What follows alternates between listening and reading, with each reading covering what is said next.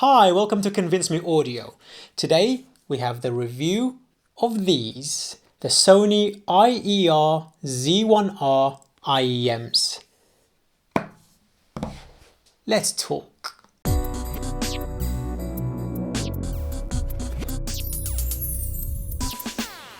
So, these IEMs are a dynamic driver IEM. They come in at around the $2,000 mark and they are Sony's flagships. Let's get the build quality out of the way. I think if an IEM was to be weaponized, these are up there for the run-in. They weigh quite a bit. I feel like they weigh 15-20 grams, made of solid steel and heavy. I mean, if you were to swing this and hit somebody in the face with it, I'm telling you, you're gonna do some serious damage. It's an MMCX connector. Can't stand that connector. Probably the worst design ever in the world. But your mileage may vary. I don't like the difficulty it causes when taking cables on and off these IEMs. It's a nightmare. It's not one of my favorites, I'll be honest with you. This absolute beautiful silver Litz cable is made by my friend Skedra over at Viking Weavecables and is absolutely beautiful, and I think these IEMs deserve custom cables. They are incredible. Unlike the Unique Melody Mest we reviewed earlier, these are not untraditional, unique sounding sound staging IEMs. These are very traditional, and there is a lot, and I mean a lot, to love about these IEMs. But let's get the comfort out of the way. These IEMs are heavy, as I mentioned, and for those people who absolutely love IEMs, these will cause you a little bit of problem in regards to how they fit due to their weight, due to the way they fit inside the ear, because the whole IEM is supported by the ear canal like this. And the bore is quite thin, actually thinner than most, to be honest with you. And finding the correct tip that fills out this gap, unlike the Unique Melody Mest back there, where the bore is so big you have to find a tip that actually is quite thin and comfortable. It's a balancing act, but fortunately these IEMs come with like 1,000 different type of tips. It's ridiculous, and you can find the right one amongst those, this being one of them. Fitted me absolutely perfectly. Within a couple of days of wearing, my ear canal seemed to expand a little bit and actually acclimatize, because when you put them in your ear like so, do you see they stick out rather a lot, so they're balanced completely by the ear canal and then the cable going over the ear, and that takes some getting used to, because as a rule IEMs tend to sit inside the ear shell perfectly so that it's locked in like a plug. Unfortunately for these, this is not the case.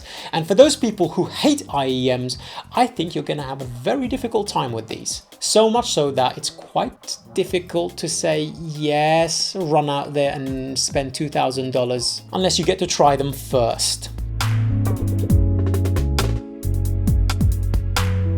Be that as it may, how do these sound?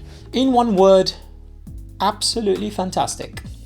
Their sound signature is very much akin to the HD800S and the Bear Dynamics T1. It's transparent, it's got a slight warm tint to the mid-range, and it's absolutely liquid sounding, so that you can see right into the music's heart.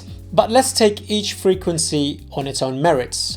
The bass region on these might be some of the best I have heard in an IEM. Obviously the dynamic driver is aiding with this in regards to texture, impact and dynamic range.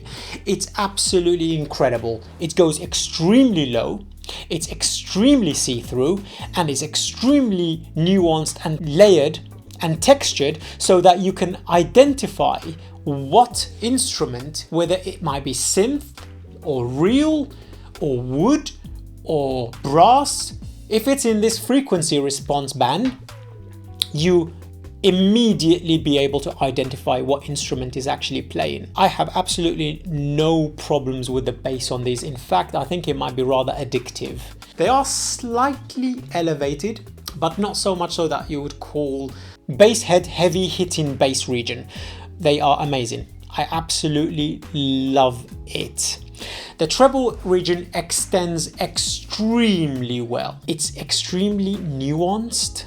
It's extremely detailed, especially in the micro detail region. It's very, very, very airy and open. Not quite ethereal sounding, it's still heavy hitting and it's still got some weight behind it. Sometimes I feel that the HD800S does have a tendency to sound a little bit airy and a little bit ethereal sounding because of the upper bass region not being able to support the weight of the treble region.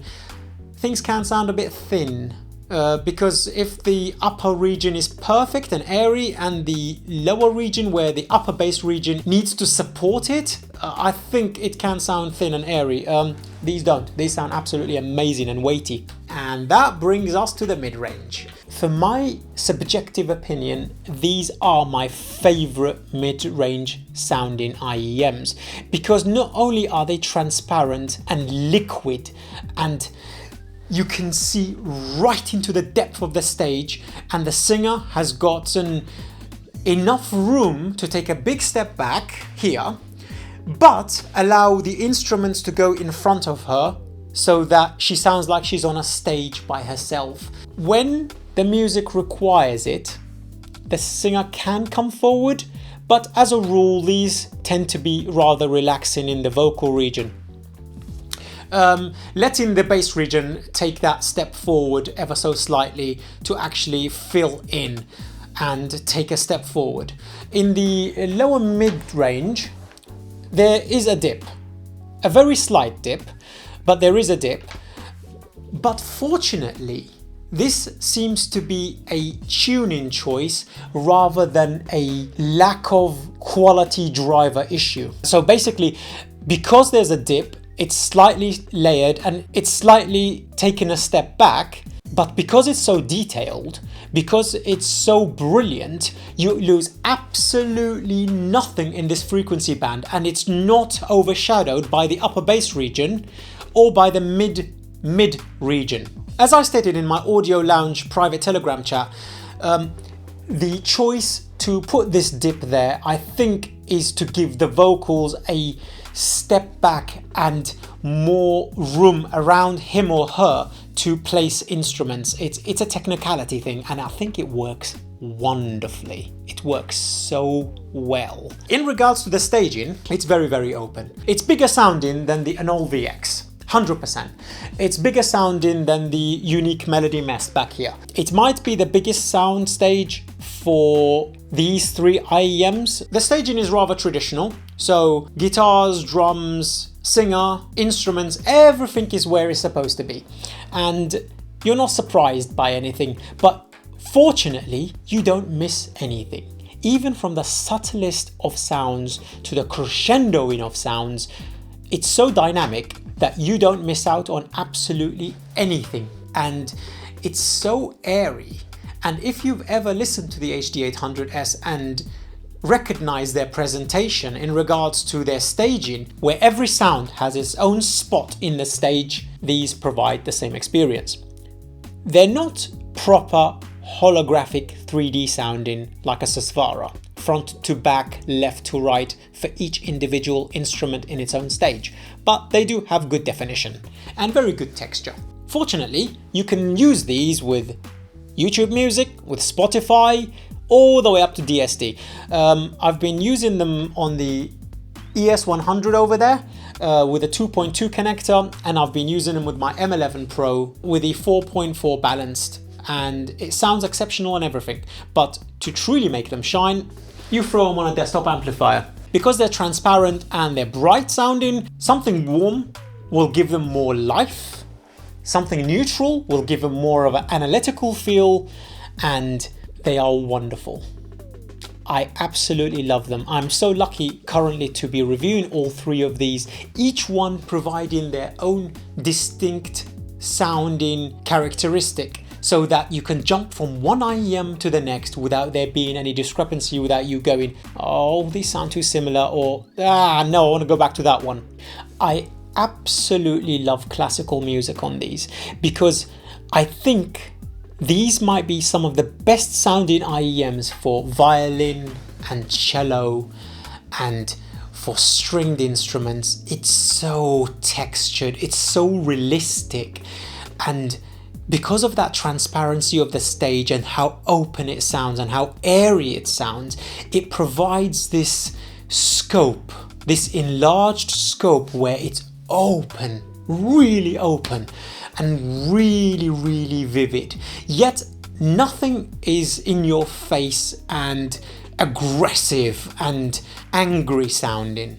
It's very, very dynamic. It's very, very gentle for classical. Yet the bass brings in that authority and that body of the instrument, and it gives it a good texture and it gives it a fantastic feel. I honestly, when I wear these in the mornings with my coffee, I don't take them off for 3 or 4 hours.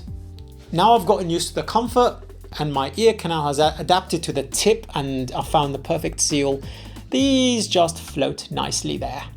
And they're sounding so open, I can easily go from the desk to the portable without any discrepancies. EDM sounds pretty damn good because of that bass region. Sometimes you would like a little bit more forward mid-range with the EDM tracks, but it's not that often because these have the tendency to come forward and back in the staging. The detail and the imaging and that incredible bass region makes you forget about it, to be honest with you.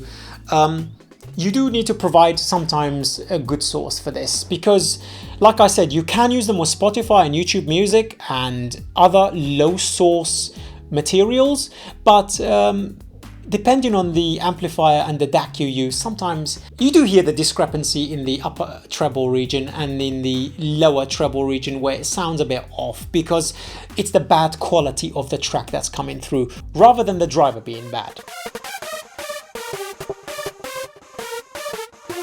Let me paint you a picture.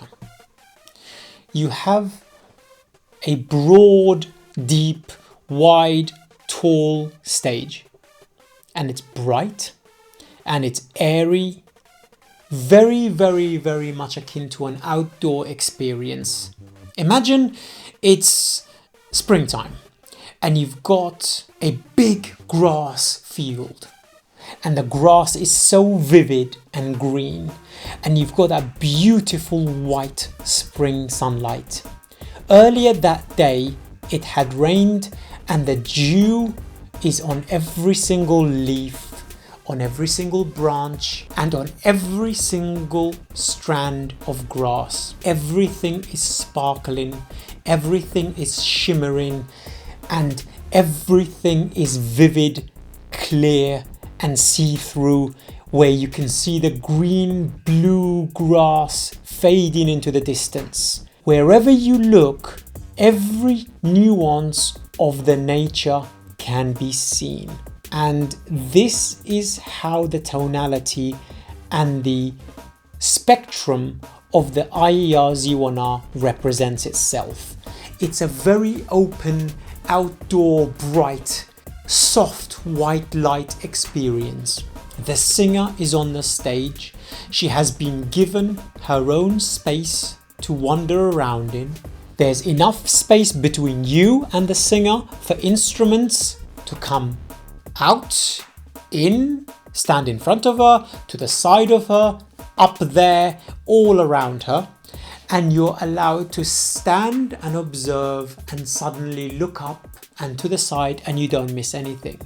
And everything is just very airy. When a delicate song comes on, every nuance of the instruments tend to pass you by with pinpoint accuracy, with excellent dynamic range.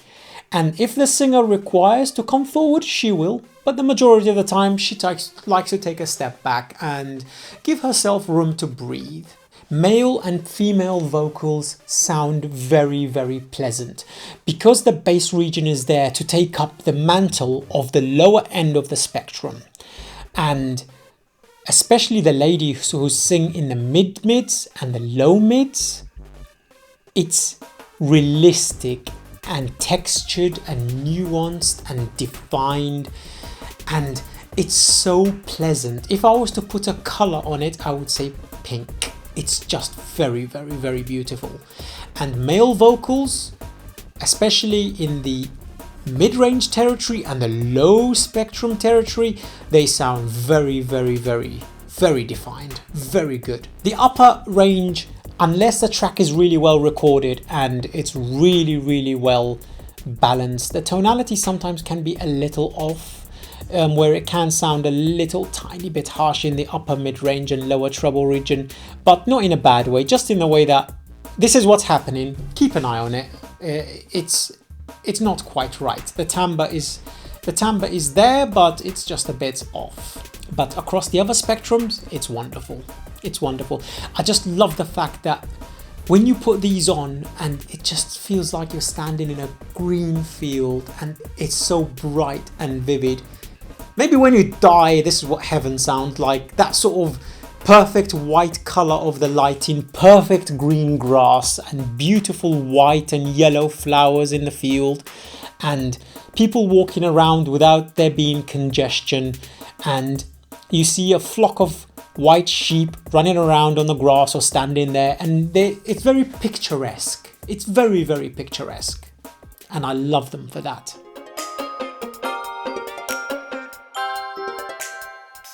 I heard these IEMs for 1 hour, and within that hour I had decided I actually want them in my collection.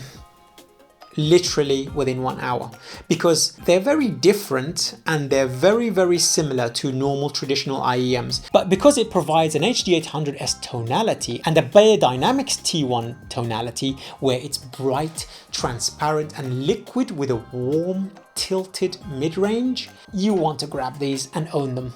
Quite honestly, they're wonderful. They really are good. I give these absolutely for sound 3 tigers. I give these 1 tiger for the comfort. That's because of the build quality. It's so exceptional. I can't give it anymore because I think a lot of people will have difficulties with that. So overall, averaging out the sound and the build quality, and due to the fact that I think a lot of people will have trouble wearing these, I will have to give them 2 tigers. And it really hurts saying that because the sound is definitely 3 tigers, 100%. If you want a more in-depth analysis of these, please consider joining the Patreon, where there is a audio analysis of these that lasts a good 30-40 minutes, where I break down every aspect of the sound signature with backing tracks that YouTube will immediately block for reference, and you can join the private Telegram chat Audio Lounge to further discuss these IEMs if you are inclined. I would like to take a moment to thank my Patreon members for supporting this channel right off the bat. You are wonderful, especially to my higher tiers, the Territorials, the Predators, and my Jungle King, Vince. You guys are absolute legends. I am Koji CEO. I'll see you next time.